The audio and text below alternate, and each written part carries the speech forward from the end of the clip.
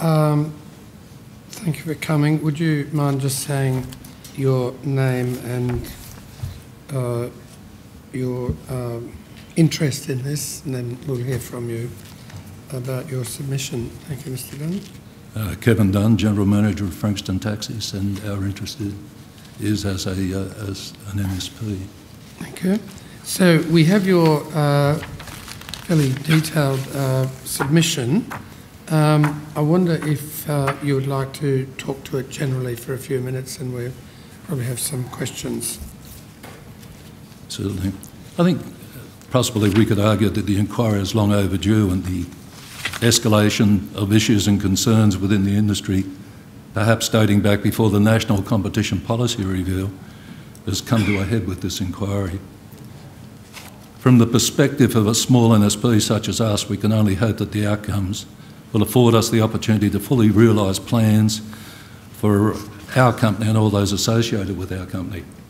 Frankston Taxis has been in the business of taxis for over 65 years, and from humble beginnings, we've got to the stage of owning our property, perceived as good local corporate citizens, involved in many aspects of the community's care and future development. It's interesting to note that in conjunction with the local council, businesses, hotels and the police were the first company to implement a safe taxi rank some 15, 16 years ago. This rank has been upgraded a number of times over the years, and the most recent time being just past. This is paid for by ourselves and the local community. We currently operate 64 taxis. 51 of those are sedans or station wagons, conventional taxis, with 14 Watts vehicles making up the balance. And we're proud of the fact that we have some 21–22% of our fleet as Watts vehicles.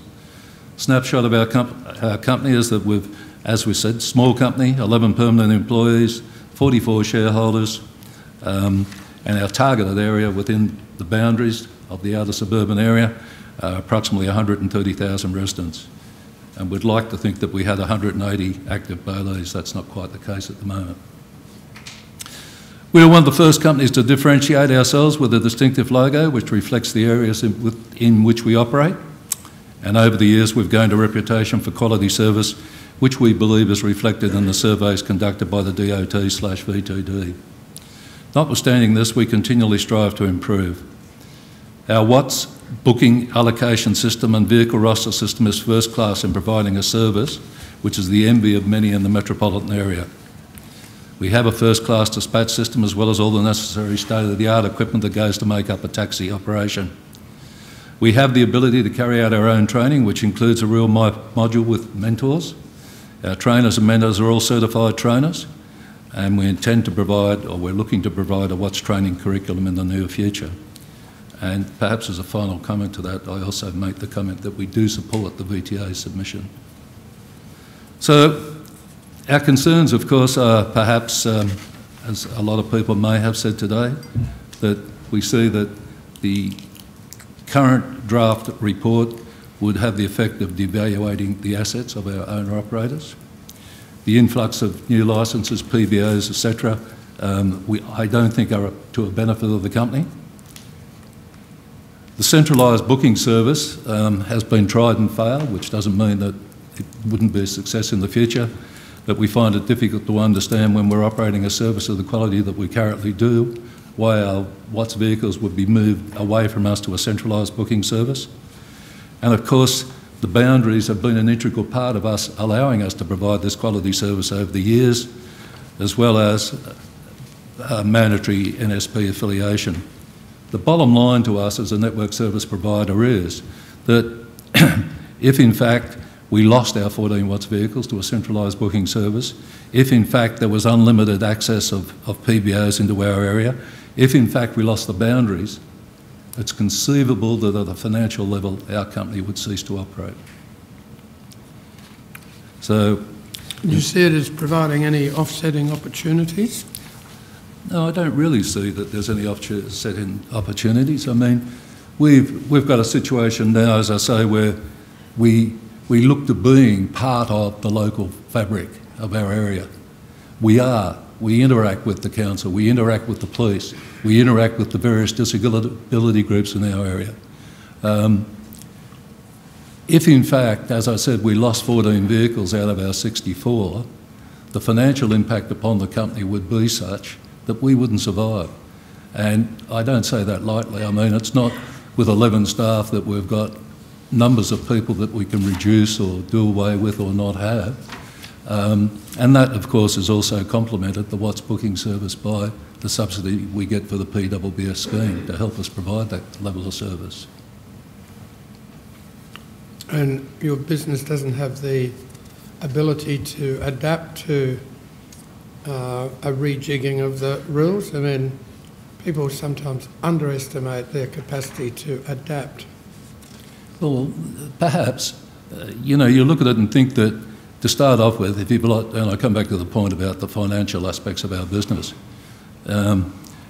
if in fact, you know, from the first day of the rest of our lives we had 14 less vehicles, we'd be running at a loss. Now, you sort of sit down and look at your business and think, well, okay, are there opportunities out there? Are other people going to come and join us? And you just wonder why they would if there is not mandatory affiliation. The PBOs, you know, I look at that and sort of say, well, okay, there could be, I think on your numbers, 450 more out there, and if the boundaries go, you know, perhaps some of those will come and sit down on our ranks. But over a period of time, the numbers of bookings that we do now, and our lifeblood is not rank hails, it's bookings, so phone bookings, radio bookings, our lifeblood, we see that as being just moving away perhaps to other companies. And not because of the fact that we don't provide a service, but simply because that's how it would be in the future. So it's hard to imagine that we'd make up those numbers in any short period of time. We've sat down obviously and looked at it and sort of thought, well, okay, if we lost our 14 vehicles tomorrow, you know, sort of how long would we continue to operate? As I said, it's not a matter of sort of saying, well, we wouldn't need 1 staff or 2 staff members. There's literally, probably at the maximum 1 staff member that we would not have. So the other 10 are necessary to run our business. And if you look at how our rosters run and how our workloads are, that's unfortunately how it is. Just to be clear, when you're talking about losing the 14 vehicles, what your assumption is that the vehicles would transfer to a central booking service and no longer be affiliated with your... Exactly right. Yeah. So there's 2 levels to that. One is the income that we'll get from base fees or not get from base fees for those 14 vehicles. And the second part of that is that we would lose the subsidy, which is an integral part of how we operate now. Yeah. So, yes. But as I say, the boundaries are also a key issue for us, because it's, we're not saying that the stone wall that makes up the boundaries now should stay there forever, but we're certainly looked at an alternative means which is encompassed in the VTA's proposal of having an urban area which replaces the current outer suburban boundary. So I was interested in your comment on that, because you said you endorsed the VTA proposal, so that's a significant change of boundaries for you implied in that proposal. That's right. Look, I think, you know, I've been with Frankston Taxis for some 16 years, and the boundaries were there long before that. And I think in any business, it's good to look at where you are and where you're at, and what made up the reasons for the boundaries in the past.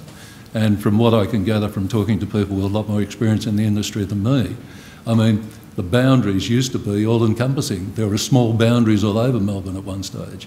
And from my point of view of looking at it and having some past experience in sort of rostering vehicles and so on, you would sort of say that if you can keep taxis within a given area to service the community in that area, within reason, you're going to be better off than having them run all over Melbourne, or from one side of Melbourne to the other. And perhaps that's an extreme. But, you know, you get to the point that it's not a matter of saying, well, we'll get more taxis down there, and we might get more taxis down there on our ranks.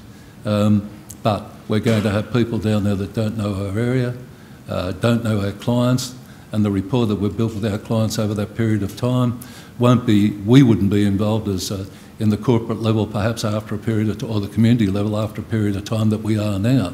And I mean, it's simple things that may or may not matter, but we do have a relationship with the police. We have a liquor accord that we meet. As I said, the safe rank, we were the first people to put a safe rank in. We pay for that ourselves as part and parcel with the local community. We do interact with the disability groups in our area. And as I said, our Watts service currently operates in a first-class level. So it seems almost going to be a backward step to sort of talk about moving that away from us. And to come back perhaps to the point that you were making, you were perhaps suggesting that the Watts vehicles would still actually be part of Frankston taxis, but they would have to be working for the centralised booking service as well. Well, that may or may not be, but it's hard to imagine two things. That people, I guess, initially will try to operate out the centralised booking service, and they won't get enough work to operate out of there to make it financially viable for them, because they've still got to work at least some nights, and at least Friday and Saturday nights. And then the question will come about whether or not they're financially viable to pay enough to pay for fees for the centralised booking service and fees to another NSP to get that level of work. We look at the fact that over the years with our Watts vehicles, in order to maintain them at a financial level, and we've expanded our fleet. You know, sort of 15 years ago we had 9 of these, and to go to 14, I'm not saying that, you know, that's the be-all and end-all of the world, but at least we've looked to keep up with the development and growth of our business in the area, and not only in terms of Watts vehicles, but in conventional licences. So, you know, we've gone through the period down in Frankston where we had 4% growth in the area. You know, we're back to our 1% odd now. And of course, growth doesn't necessarily mean that that's more taxi rides, because a lot of the people in our area are first home buyers with very little or no disposable income. So there's a whole range of issues that will currently impact upon us at this point in time. Just with, not the Watts for a minute, you mentioned about bookings versus rank and hail. Do you have any indication of your rough proportion of those 90-10? 90-10? 90 pre-booked? Yeah. Phone book, yeah, or whatever. Okay. Sorry, just to add to that, I suppose our biggest ranked work is off our safe rank on a Friday and Saturday night. And we do have a main rank at the rail, but the vast amount is off our safe rank on Friday and Saturday night. I mean, if you are so good, and we generally have the impression you do provide a good service down there, wouldn't you continue to have demand for you as opposed to others? They know you as the local taxi service. Why would people shift away from you, particularly if it's 90% phone bookings? Well, sure.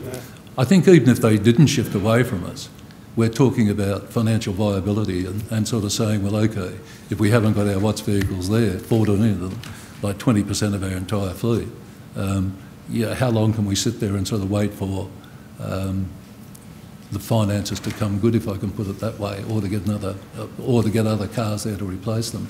Our base fees aren't cheap, and they never have been, and that's a matter of numbers of cars against the number of staff you have to run in the building.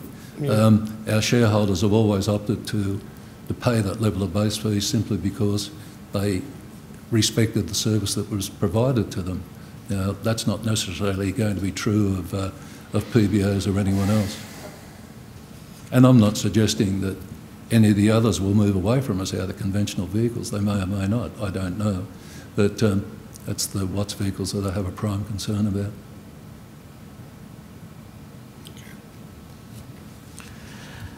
Just on the VTA's proposal again, of course, that also would open up the whole of the peninsula to you, I think. Yeah, it would. Because the boundary currently is Eel Race Road, which is halfway through Mount Eliza, of course.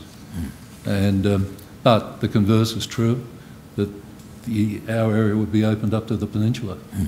So, you know, I don't see any great advantage in that whatsoever. I do in the Watts area, I guess. We consistently get calls out of the peninsula area for our Watts service, which we're unable to provide.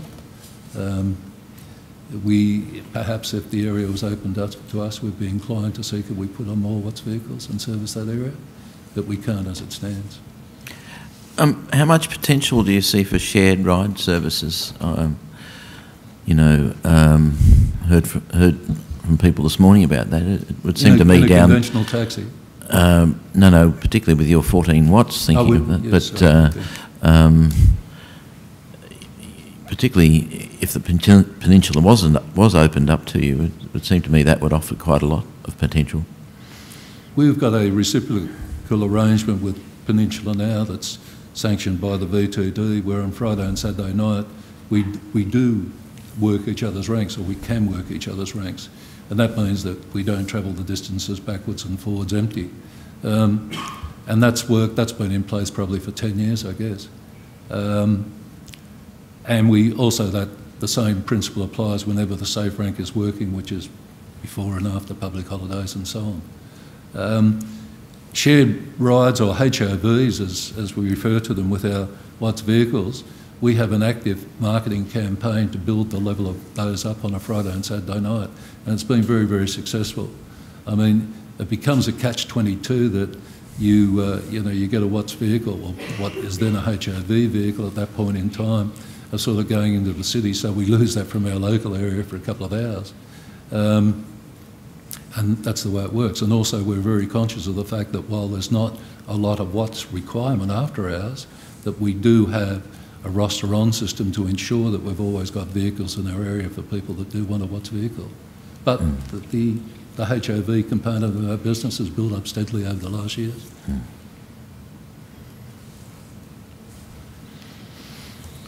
Did you have any comment on the analysis of the sort of efficiency losses associated with the zoning, particularly vehicles going to Melbourne? The report, discussed that at some length and so on, contrasted the sort of potential gains from service performance as opposed to the losses as a result of dead running. I looked at the scattergrams there, and my first reaction, with all due respect, was that they're wrong as far as we're concerned. Based on your data? Well, it all depends how it's interpreted and how it's put in, but I guess that's a story all on its own. But having said that, I mean, if I look at the number of jobs we actually do at the airport of Melbourne, they're insignificant. I mean, if we said that, well, we do 40,000 plus radio bookings a month, and I would suggest that if we did more than 500 trips to Melbourne or the airport in that same period of time, that would be most unusual. Most unusual. So it's not a big issue for us. And also, we do get work, not always, but we do get work back from the airport. We get people that ring and wait for us, and we get bookings from the airport and so on. So it's not a big issue at all.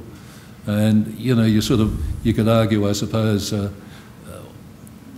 if one of our cars was to be driving through Melbourne and got a hail in Melbourne, it might take him back to anywhere, I suppose. And you tend to find, or my experience was, with our drivers at the very least, that they prefer to come back to their home, whether it's for whatever reason, to the area they know.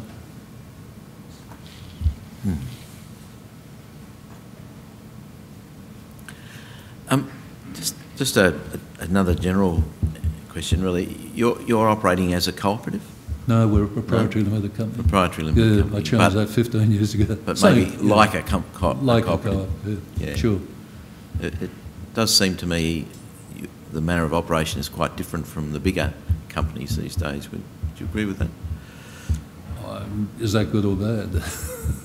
And why I say that is, we operate, we have an elected board, we have directors and so on.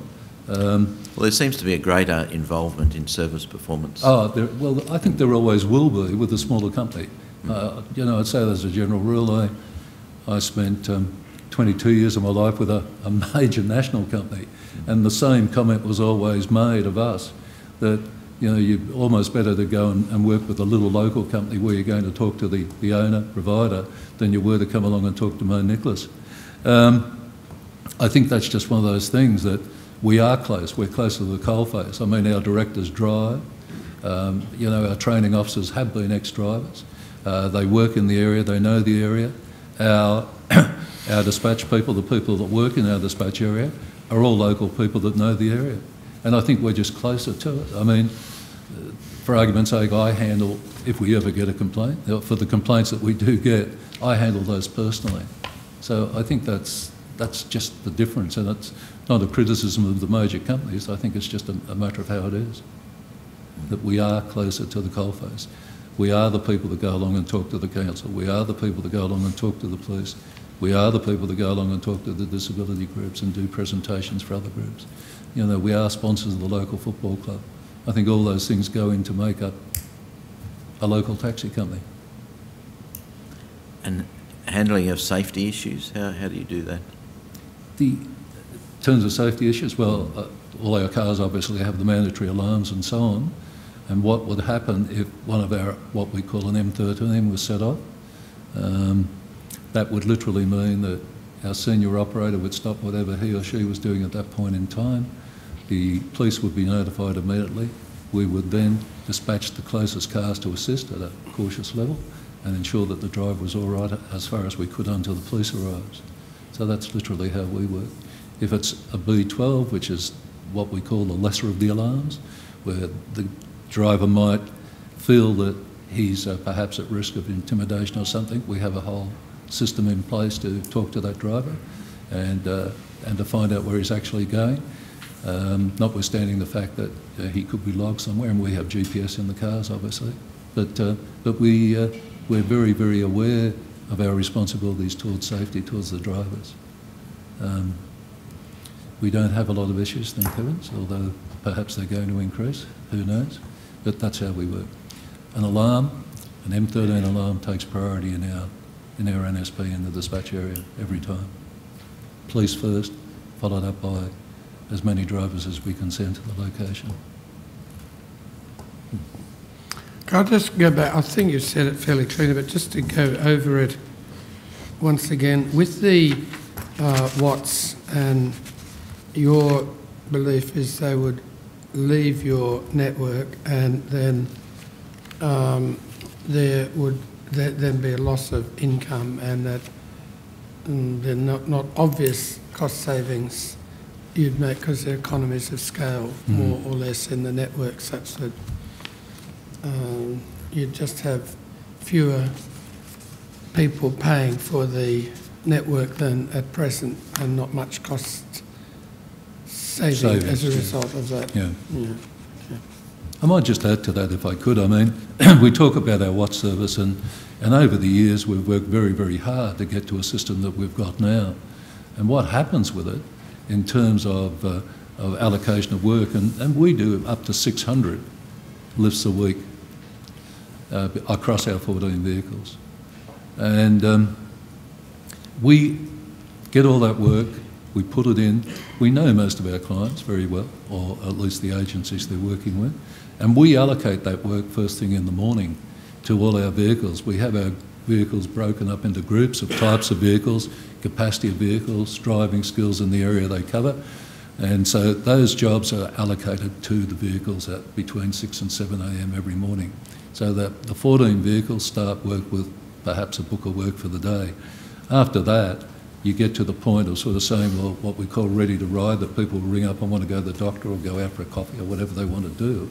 That's the job of one of our operators, our supervisors then, to reorganise that work and reshuffle it so that that person can be picked up in a timely manner without interrupting the flow of work for the vehicles. So it's a job that is labour intensive, that takes a lot of time and effort.